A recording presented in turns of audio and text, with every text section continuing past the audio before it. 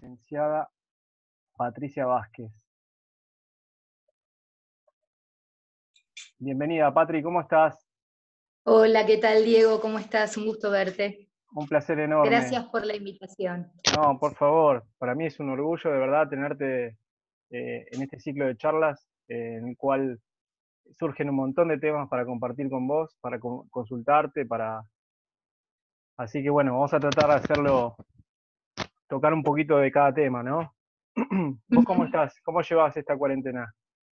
Bueno, bien, relativamente bien con lo que está pasando. Obviamente que esto fue inesperado para todo el mundo y nos atraviesa a todos.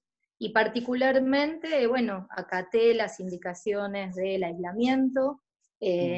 Pues como vos dijiste, trabajo mucho con pacientes adultos y adolescentes. Y lo primero de todo fue avisarles a todos que, bueno, que estábamos en cuarentena, ofertarle la posibilidad de que íbamos viendo qué iba pasando sobre la marcha, y que después veíamos cómo nos conectábamos. Porque no es fácil para todos implementar un sistema online y aparte no se sabía cuánto tiempo, entonces el primer momento que fue más de perplejidad, de quedarnos todos un poco paralizados, lo que hice fue, bueno, acotar el tema de, bueno, ya no podíamos atender más presencial, que yo iba a estar y que íbamos viendo. Recién después de la primera semana me empecé a comunicar por audios personalizados para ir monitoreando cómo estaba cada persona y ahí ofreciendo los diferentes dispositivos de videollamadas, de Zoom, de Skype o simplemente un llamado o escribir. Y Perfecto. actualmente, bueno, estoy trabajando. Genial, genial, qué bueno eso, porque es difícil que la gente se adapte. Hay gente que tiene más facilidad que otra, obviamente. Y, Ujú. y bueno, este sistema vos ya lo venías implementando con gente que estaba fuera, digamos, del país. Sí, yo estaba trabajando con algunos pacientes que hemos hecho tratamiento acá y por circunstancias laborales estaban en el exterior y con una frecuencia más que nada demanda, donde ellos me demandaban tener entrevistas, tenía entrevistas. El tema de que, bueno, en otras partes del mundo el tema horario, pero me acomodaba y Claro, una vez que hay un conocimiento personal y un modo de trabajo, después trabajar online no es difícil. Lo que genial. resulta Sí, difícil en este dispositivo es empezar un tratamiento online porque ahí se complica un poco más. Pero cuando conoces ya entras en el ritmo de, bueno, de lo virtual. perfecto. Bueno, Patri, mirá, en este ciclo de charlas, con respecto a vos, obviamente me surgieron un montón de temas para consultarte, eh, por lo cual vas a ver que vamos a tocar distintos temas. Ujú. Quisiera arrancar con algo muy sencillo que es, digamos, descubrir es decir, cómo tratar el encierro, el confinamiento, el aislamiento, cómo se comporta el ser humano en estas situaciones. Creo que nosotros ya tenemos haber vivenciado cada uno en distintas situaciones. Es decir, espérame, a ver si lo que quiero decir es esto, no a todos nos atacó de la misma manera. Yo tengo una opinión con respecto a que la gente que está en relación de dependencia tal vez la tuvo un poquito más fácil que los que son autónomos o los que trabajan de forma independiente.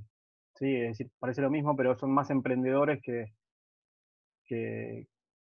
que monotributistas, digamos. ¿Me explico? Hay gente que se está formando, que se está desarrollando su propio emprendimiento y tal vez apostó y le agarró esta ola con la cuarentena que lo liquidó, digamos. Ujú.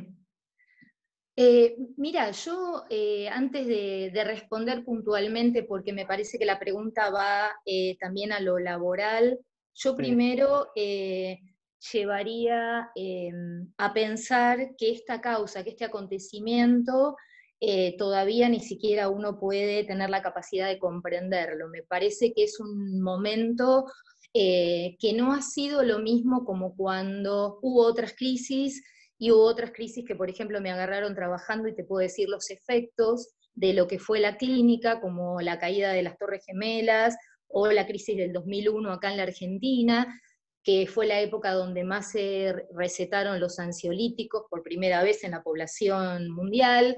Pero yo te diría que este acontecimiento tiene características totalmente distintas.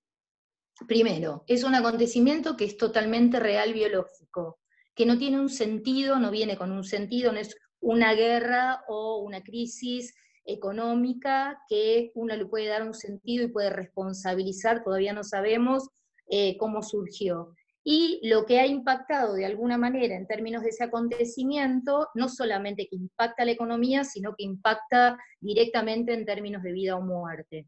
Entonces, lo que produjo este acontecimiento, y para todo generalizado, porque no es una crisis de un sector, de una población, de un país, una crisis económica, sino que es a nivel general, lo que produce son dos impactos muy fuertes sobre la subjetividad.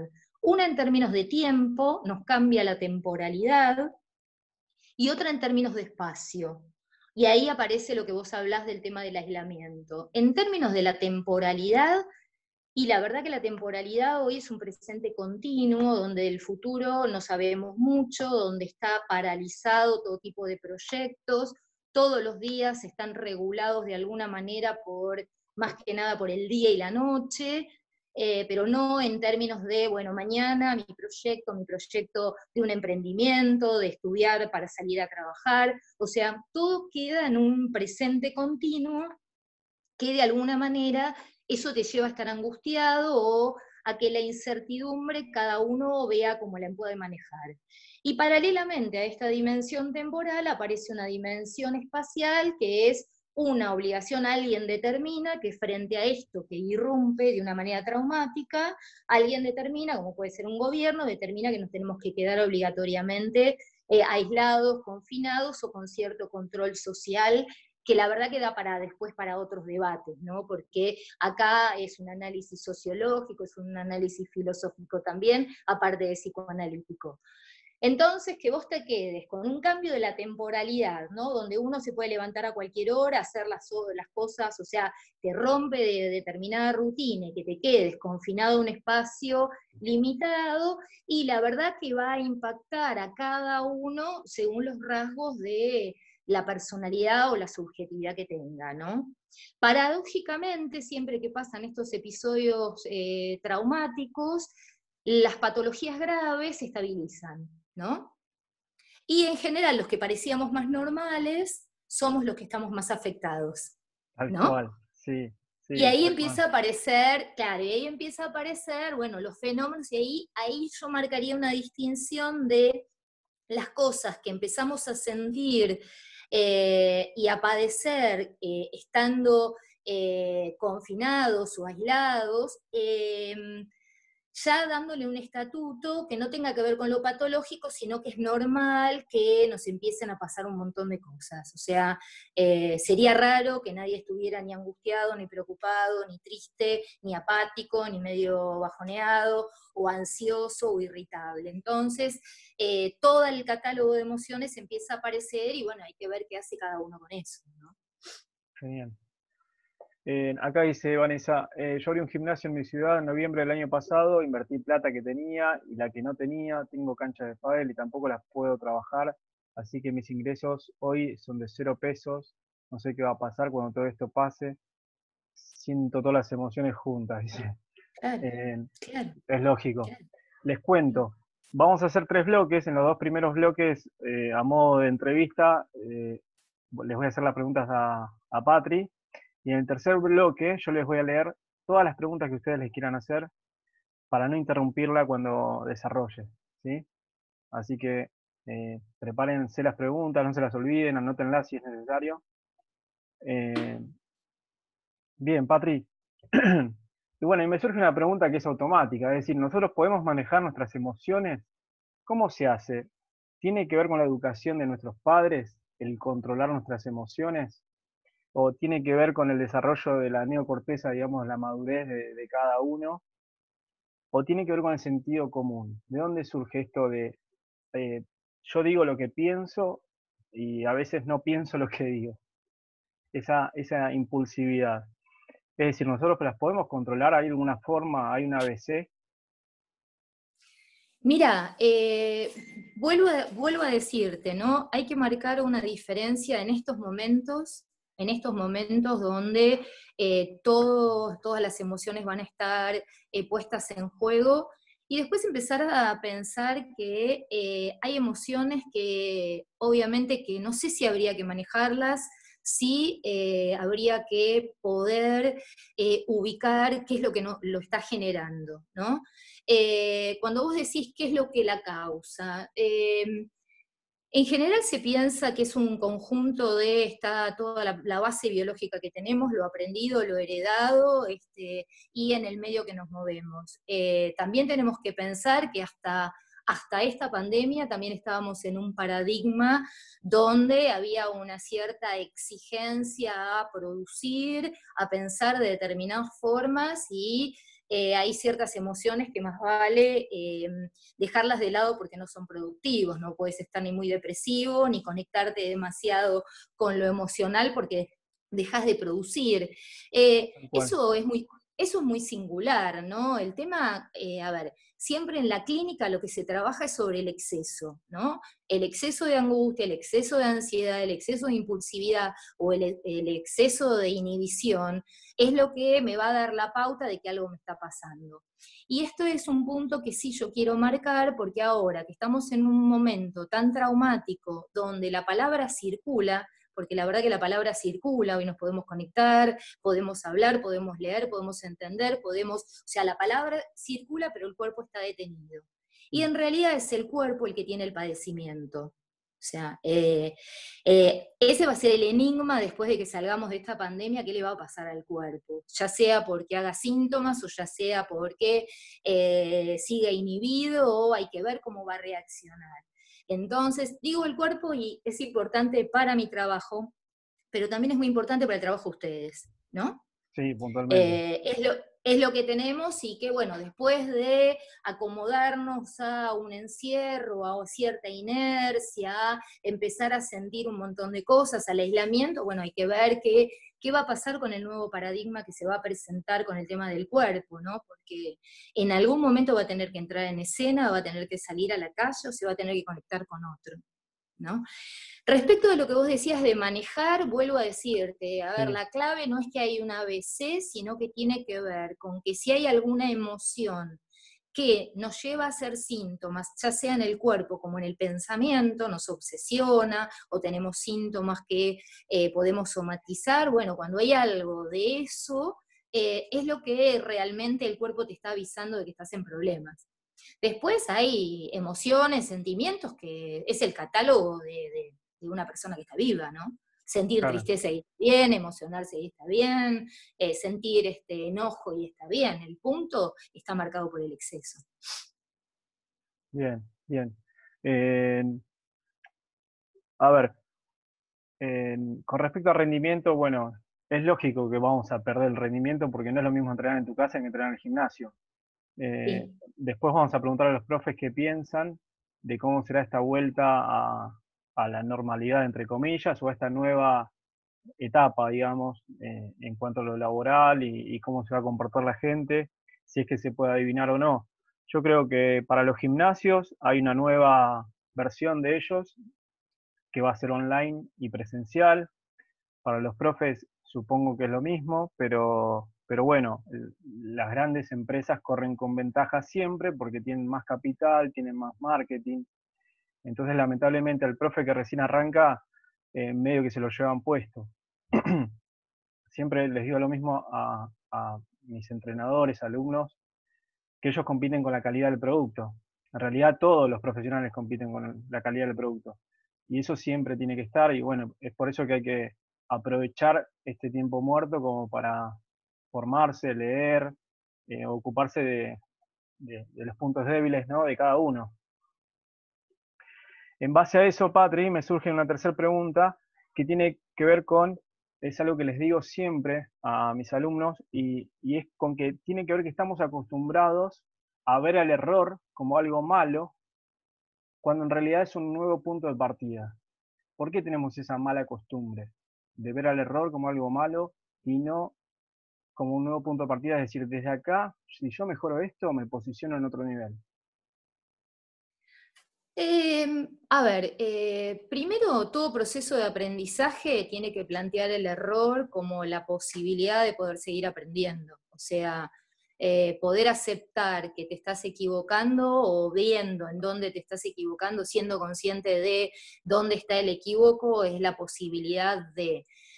seguramente que está determinado por ideales culturales, pero más que nada occidentales, ¿no? O sea, me parece que Oriente, si bien tiene cierto nivel de exigencia también, tenemos formas de pensamiento distintos, pero bueno, los ideales de alguna manera te determinan, tenés que ser perfecto, tenés que hacerlo todo bien, tenés que, especialmente la gente que trabaja con alto rendimiento, es un ideal el alto rendimiento, como si uno pudiera sostenerlo permanentemente. Me parece, como vos decís, que el error no es un concepto negativo, sino al contrario, cuando te marca el que sabe más, el profe, el entrenador, te marca el error, te marca la debilidad, es lo que te tiene que motivar para poder superarte, forma parte del proceso de aprendizaje.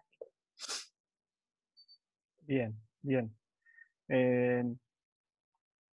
A ver, creo que esta ya me la respondiste, que tenía que ver con las emociones. Esto es sentirnos agotados, la depresión, la ansiedad, tratar de mantener nuestros... Bueno, no, está bien. Si Pasamos querés a de otro eso, tema. Sí, no, el si tema es querés este. de eso Esto te es, puedo sí, dar, te a ver, puedo dar contame. ahí sí, un punteo, un ABC, pero por lo menos para que se entiendan un poco los conceptos. Yo puedo, Generalmente, sí, perdón, yo puedo citarme como ejemplo en el cual pasé obviamente por momentos de ansiedad, de depresión, de la frustración de salir a intentarlo todos los días a la calle, de esto, de hacer crecer un producto y te aumentan los valores de, no sé, de la canasta básica, los impuestos, etcétera. Entonces es como que siempre te van corriendo la vara y llega un momento que te sentís agotado, como agobiado, y vos decís, bueno, soy una persona que se reinventa constantemente, pero llega un momento que vos decís, bueno, para un poco, ¿viste? Entonces, por lo menos en mi caso lo que hago es tratar de calmar, no tomar ninguna decisión así apresurada, tal vez me lleve 1 o 2 días y después es como que retomo, tomo un poco de aire y digo, bueno, ¿qué es lo más urgente? Y a partir de ahí voy resolviendo. Pero digo, esta cuarentena es como que me hizo pasar muy rápido por el agotamiento, depresión, ansiedad, es como que, viste, cada 2 horas tenía un síntoma distinto y vos decís, qué loco. sí, lo que pasa, a ver, primero no nos tenemos que olvidar que el motivo de la cuarentena es el riesgo de vida. Y frente al riesgo de vida, el olor a muerte o la proximidad de la muerte angustia. El ser humano tiene mecanismos de defensa como para sobrevivir frente al temor de la muerte, ¿no? Si bien sabemos que nos vamos a morir, pero que te digan quédate adentro porque corres el riesgo, aunque no seas una población de riesgo, el temor aparece. Entonces, todo lo que aparece hoy podríamos decir, es normal y esperable, que tengas miedo, que se te frustre un proyecto, que te enojes, que te sientas impotente, que no tengas ganas, que te pongas realmente a estudiar y a trabajar y después diga, bueno, ¿para qué? Porque no sé cuándo lo voy a aplicar. O sea, la incertidumbre, estamos parados todos en la incertidumbre. El tema es cómo sobrellevarla. Por eso en los medios salieron, las primeras semanas salieron como receta para todo el mundo de ármese una rutina, haga esto, haga lo pendiente, no estás de vacaciones, pero más o menos así. Después fue cuestionado. Si bien era bastante conductual, me parece que es una forma de sacar a toda la gente que estaba realmente al borde de la angustia, de darle como una orientación. Bueno, haga esto.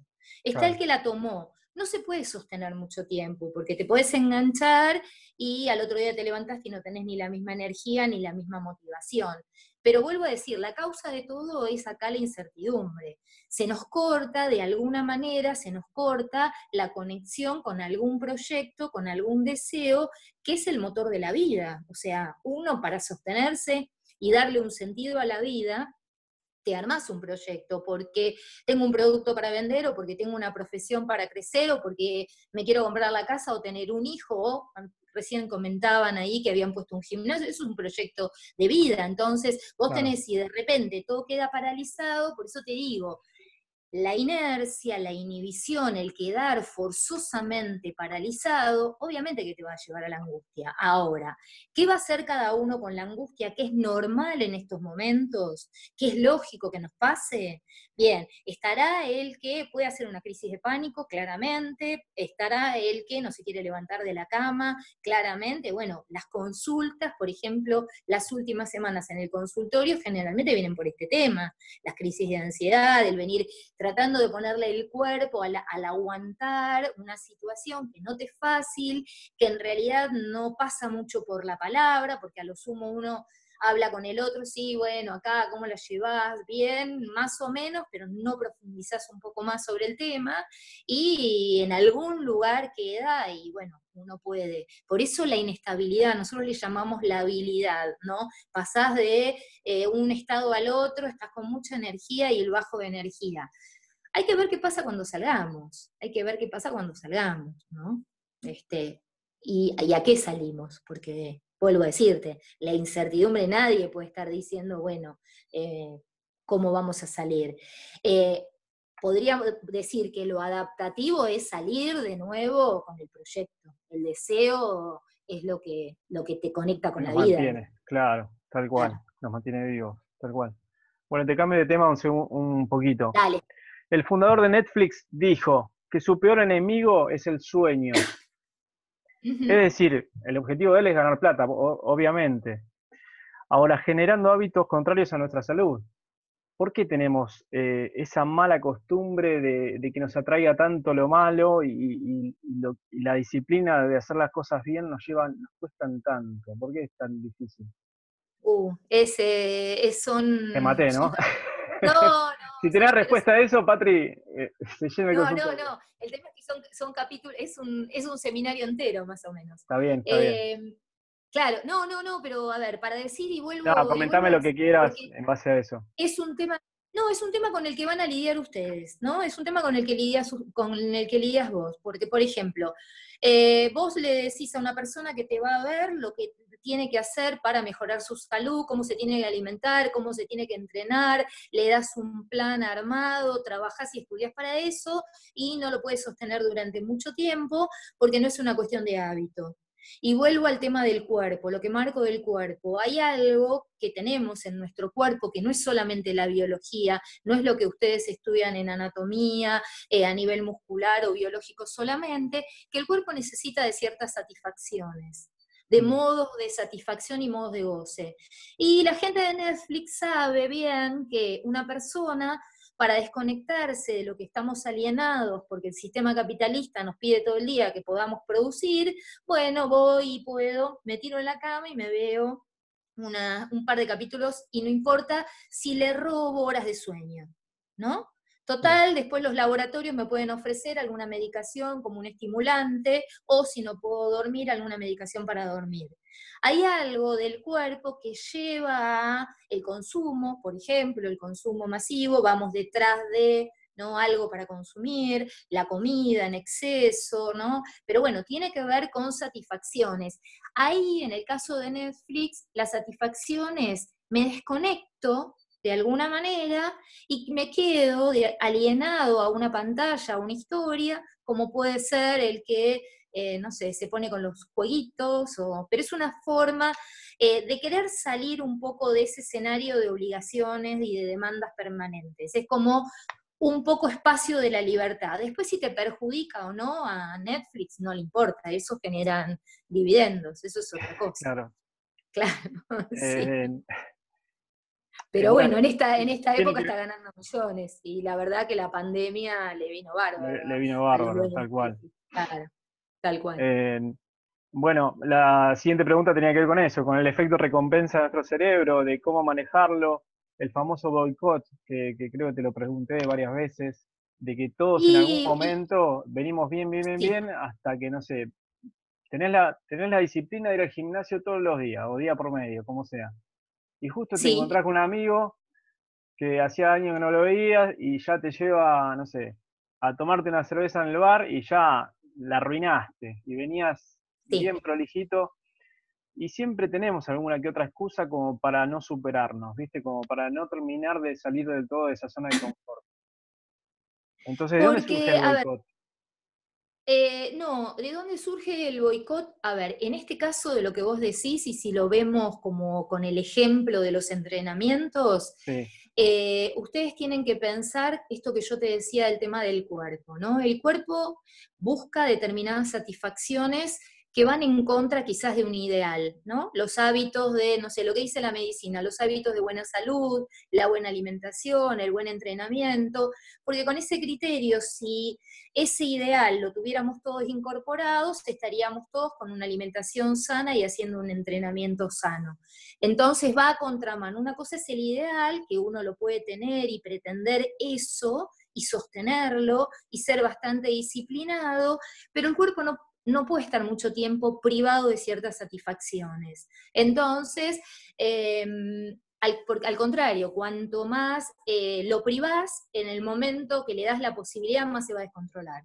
Y eso claro. pasa con las dietas, y se ve claramente, las dietas de privación ya en la nutrición no están funcionando, se ha cambiado por otro tipo de forma de alimentación, entonces acá hay una diferencia entre lo que uno pretende y tiene como un ideal alcanzar y lo que uno puede alcanzar. Y tener en cuenta, y ustedes como entrenadores, tener en cuenta entre lo que quiere alcanzar, no sé, la persona que están entrenando o ustedes, y lo que se puede, es una brecha interesante para tenerla en cuenta. Porque ahí se pone en juego siempre la psicología de cada participante. Vos te referís puntualmente a la voluntad y el desempeño que vayan juntos, digamos, ¿no? Sí, a seguir manteniendo, claro, a seguir manteniendo, a ver, la Ser coherentes con motivación. eso, digamos, ¿no? Eh, ¿A eso te referís? sí, sí, o a que, a ver, lo que vos me preguntabas hace un rato del error. Vos me decías, bueno, ¿por Sí. qué lo vemos mal al error? Bueno, ¿y por qué vemos como negativo el boicot? ¿Por qué no pensamos que una persona que viene con cierto deseo de entrenamiento no viene inherente a sí mismo que en algún momento va a fallar? O sea, viene con uno. Entonces, bueno, vos lo habrás visto, gente que ha entrenado y que puede llegar a un nivel máximo y en su mejor momento ahí abandona una disciplina, por ejemplo. Y vos Sí, decís, sí, no se puede entender. Bueno, después ahí vamos a la singularidad de cada persona. ¿Por qué? No a todos le pasa, pero la tendencia es, no se puede sostener mucho tiempo un ideal que apunta a algo de cierta privación, un entrenamiento muy disciplinado, con una dieta, con cierto, la disciplina en algún momento hay que, por eso digo, regularla. Lo que te claro. decía antes, el tema del exceso. Y eso como entrenadores, ustedes con la gente común, que quizás no quiera ser entrenadores, con los alumnos comunes, eso tienen que tenerlo en cuenta porque se te va, o sea, va a boicotear o va a fallar o no lo va a poder sostener y van a tener que de alguna manera volver a motivarlos, volver a empezar, volver a... Ya no. Tal vez esto de las reuniones que se dan en las clases grupales, de decir, bueno, el mes que viene vamos a cenar todos juntos, como para descomprimir y darle el ok del entrenador de que, no sé, que es su día libre, como entender que también estás del otro lado, ¿no? Eh, esa podría ser una opción, digamos, Sí, de ser sí, cómplice, digamos. sí, Es decir, yo por creo, ejemplo, si yo te lo llevo al lado del entrenamiento, yo te digo, bueno, mirá, en el entrenamiento nosotros, los entrenadores, que hacemos una supercompensación, de modo tal que vos no faltes al entrenamiento porque estás cansada. Entonces descansás entrenando. Bueno, habría que buscar la forma, esto de cuando vos generás la comunidad en un grupo, esto de ir a cenar todos eh, juntos, sí, la como comunidad para o también. descomprimir, digamos. Sí, también otro recurso importante también es saber que un alumno tuyo o alguien a que vos estás entrenando tenga la confianza para hablar con vos y decirte estoy cansado o estoy Claro, motivado, estoy pasando por un momento mal anímicamente y me pasa esto y eso se va a ver afectado su rendimiento. Yo creo que la mirada singular del profesor al alumno y de que el alumno sienta de que puede ser escuchado, eso es fundamental, por más que sea un grupo grande. Y eso está es bueno. clave. Sí, está bueno. Ujú. Es un hilo muy Sí, fino, es un hilo muy fino. sí, difícil. Sí, difícil de llevarlo con ética profesional, con madurez. Bueno, Patri, mirá, lo que vamos a hacer, les cuento ya a los chicos también, corto Sí, la grabación y los vuelvo a llamar, les vuelvo a enviar el link, así dale, que sin pausa, vamos directamente, corto y los vuelvo a llamar, dale, ¿ok? dale, dale, Muchísimas gracias, dale, dale. Bárbaro. hasta luego.